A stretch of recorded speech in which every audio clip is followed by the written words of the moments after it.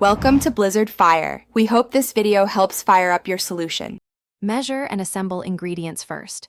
3 large eggs, 1 tablespoon milk or cream, 1 tablespoon butter, and a pinch of salt and pepper. Crack eggs into a medium bowl, remove shells, and whisk vigorously for 20 to 30 seconds until the mixture is uniform and slightly frothy. This traps air for fluffy curds. Preheat an 8-inch nonstick pan over medium-low heat for about 60 seconds. Test by adding 1 drop of water that should dance. Keep tools ready, silicone spatula, and a small bowl for seasoning. Melt 1 tablespoon butter in the preheated 8-inch pan over medium-low heat until it foams and smells nutty, but do not let it brown. Pour the whisked eggs into the center and wait 10 to 15 seconds for the edges to set.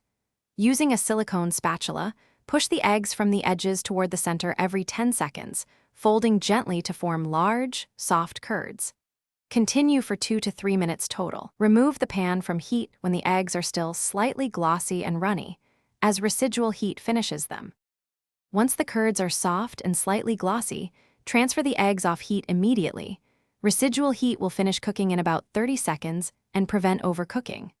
For richer eggs, fold in 1/4 cup grated cheese or 1 tablespoon chopped herbs like chives or parsley right before serving.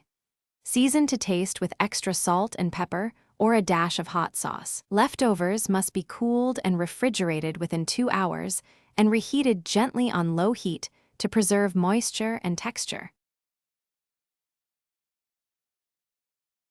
Thanks for watching. If you found this helpful, don't forget to like and subscribe.